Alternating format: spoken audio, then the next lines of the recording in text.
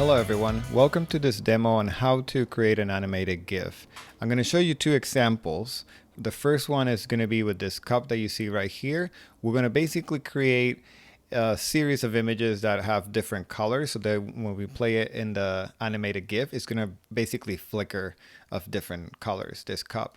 So the first thing I'm going to do is I'm going to create 5 different images with the same image that I'm looking at right here. So to do that, I'm going to press Command J 4 times. So 1, 2, 3, 4. So now I have my 5 layers right here on the layers panel.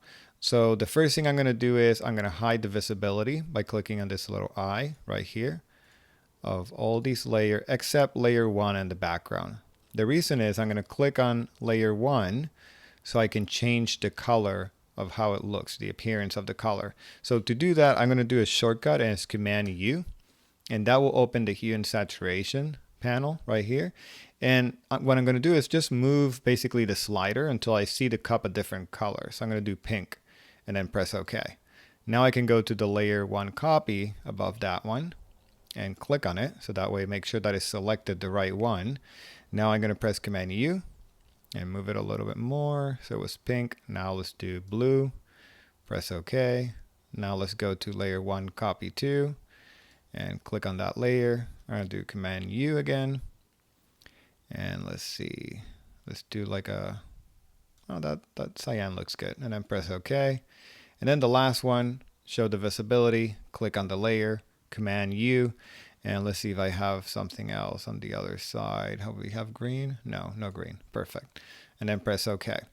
Okay, so right now I have these 5 layers that are the exact same image, just a different hue. So that way we end up with a different color cup. And what I'm going to do is I'm going to put these images on the timeline so we can animate it and it looks like it's flickering. Now, this is the part that's important because this is something that we haven't covered, and it's how to open the timeline. So we're going to go to Window on the top, and then at the bottom right here, it says Timeline. When you click on Timeline, it will show this new panel at the bottom, okay? And this panel right here is basically where you're going to drag the images. But first, we have to do a couple of things. First, you have to make sure that when you click on this little arrow, you change it to frame animation. That's really important, okay? Create frame animation. So I'm going to click there. And once I do that, it's not done yet. I just change it to frame animation. But after I do that, I actually have to click on the word again right here. So I'm going to click, and then it opens the timeline. And now you can see your first layer, which is the green one, because that's the one I have selected here. Now what we're going to do is bring all these layers onto this timeline. And to do that, you're going to go here to this corner that it looks like a little justified paragraph. You're going to click there, and it's going to say create new layers from make frames for layer. Here we go. I started reading the wrong one. Make frames for layers. Okay, so you're going to click here. And once you click there, basically it's going to drag these layers right here all the way here to the timeline. So now we have the 5 different color cups right here. So what I'm going to do is I'm going to select them all. So I have selected the first one, and I'm going to click Shift and then click on the last one. So I have them all selected, and I'm going to change the duration right here. It says 0 seconds. Let's put 0.2 seconds. And once I do that, I make sure that it says here forever. Okay, so right here it says forever. And once I do that, if I hit play, it will show me the images flickering. Okay, so now you can see your animated GIF, how it's flickering through it. All right, so it's pretty easy to do, right? So now we already have covered everything you need to know to create this. Now the last part is how to export it. Before you export, you have to make sure that you resize it, just because the export window, it takes forever if your image is too big. So I'm going to pause this real quick, and then I'm going to do image size, which the shortcut is Option Command I, and it will open this window. And I'm going to go here and select basically this image is vertical. I don't know. I'm going to do 600. One of the things that you have to do for animated GIFs, you don't want a big file. Okay, so you want to make sure that you have a decent small file size. You could do 800, but you definitely don't want to do too big, like bigger than 1000. Usually animated GIFs are small. So about 600, 800 is perfect. Make sure the resolution is at 72. Okay, so first change the resolution and then change the pixels. Always do that. First the resolution, then the pixels. Animated GIFs are for web. So you have to make sure that it's at 72 because we're going to be emailing them or embedding in a website. So make sure you do this and then you press OK. Once you do that, to export it, you're going to go File, okay? And then there are a couple of different ways, but the best one that works is Export right here and then Save for Web. All right, so this is basically the one that you want to do. File, Export, Save for Web. Okay, so once you do that, this window is going to come up. And the main thing that you have to change is this part right here. Most of the time it says JPEG. So you have to click on this drop down menu and change it to a GIF. Once you do that, you can just hit save.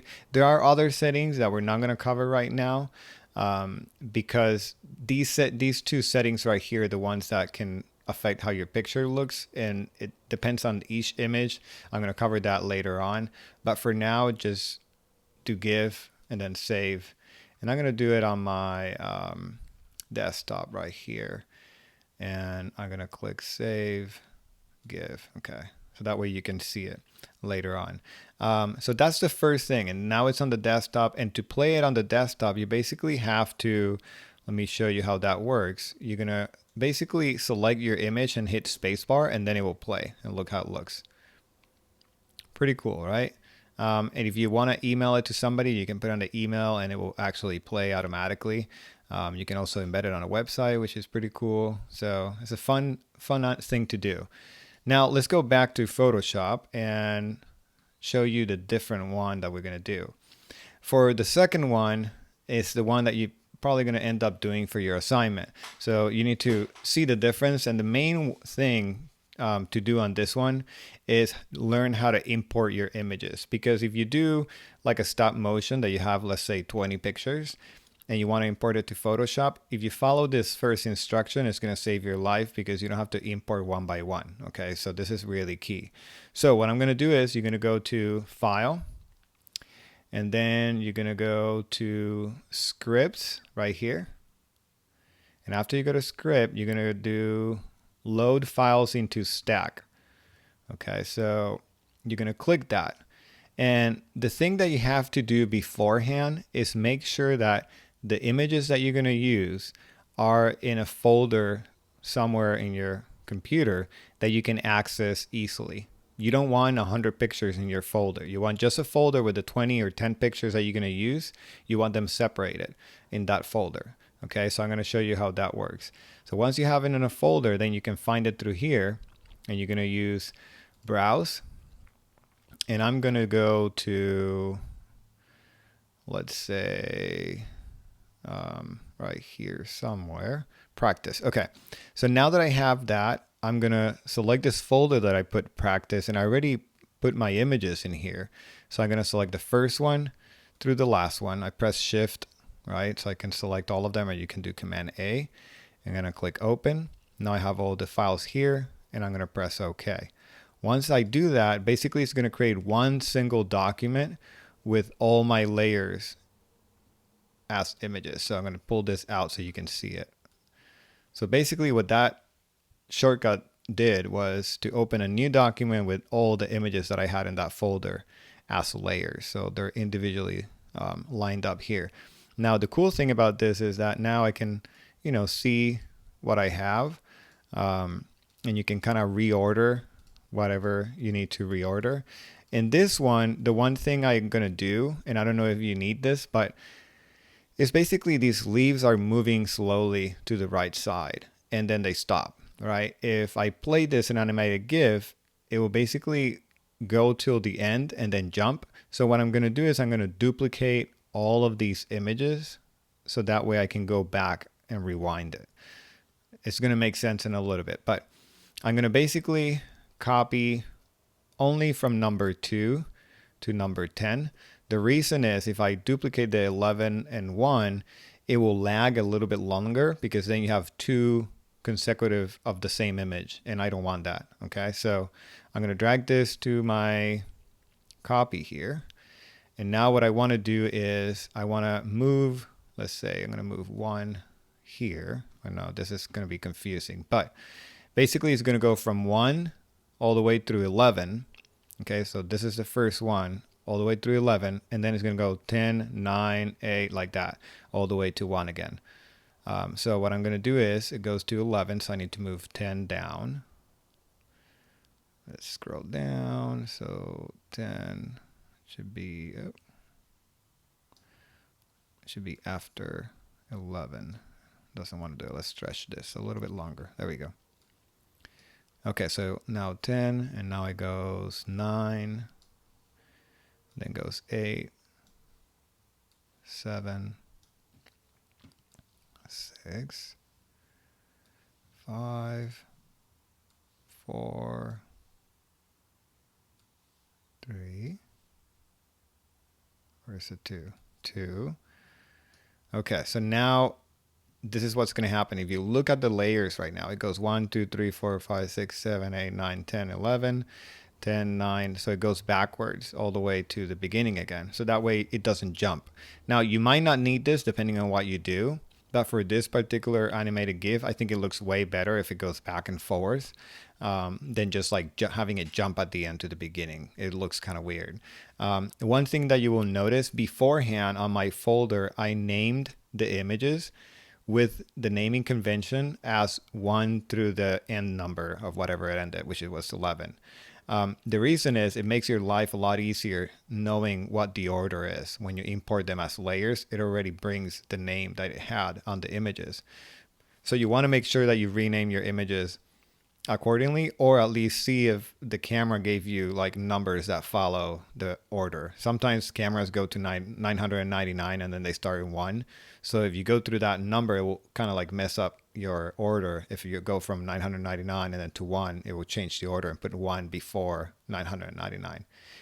Regardless, just pay attention, make sure that your images kind of follow an order and the naming convention, because that's basically what's going to end up being here on your layers.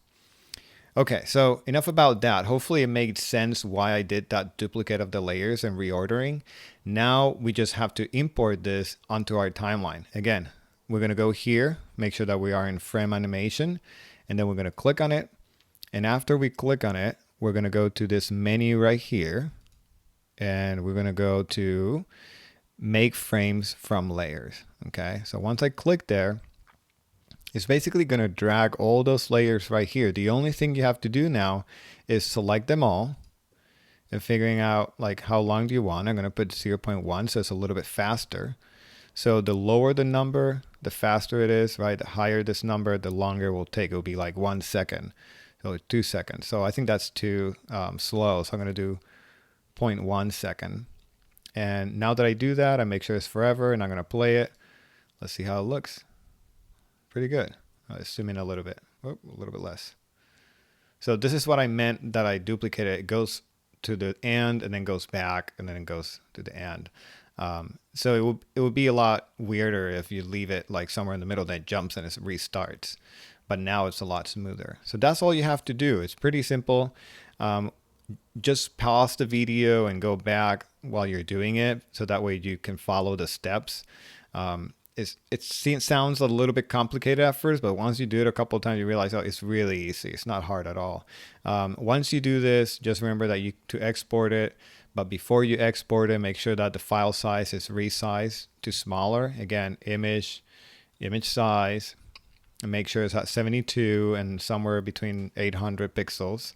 And then press OK. And then after you do that, then you go File, okay, Export, Save for Web, and just make sure that it says GIF right there. And then click Save. And it was going to ask you where you're going to save it. I'm going to put it on desktop. I'm going to put leaves and save. And basically it's going to save it. So if I go to my desktop now, here they are. And I hit spacebar and you can see my little animated GIF. just think about your idea and what you want to do. I would focus on that first, because once you know what your idea is and you shoot it, then you can go back to this video when you're sitting down and actually have it playing while you're doing it. It will make your life a lot easier. I hope that you can have some fun with this one. There's so many things that you can do. The actual technique is really easy to do. It's more about the idea and what you do and how the images look. So spend a little bit of time thinking about that. And the important thing is have tons of fun with this. I think it's something great that you can share with people. You can put in social media, you can email it, you can put it on a website. So I'm looking forward to see what you guys will create with this. I'm hoping that you will get engaged with it and you can find like cool things. Once you really learn how to do it, the possibilities are endless, because then you can start altering images and, you know, move things or select things or hide things. Like somebody has something that they're throwing and then suddenly disappears because you clone it out or photoshopped it out. There's a lot of cool things that you can do combining, you know, Photoshop with the photographs and then the idea of stop motion and what can happen between frames. So if you're filling up for a challenge and want to do something really creative, you're more than welcome to try it out. I'm looking forward to see what you guys will make. Thank you very much. And if you have any questions, please let me know.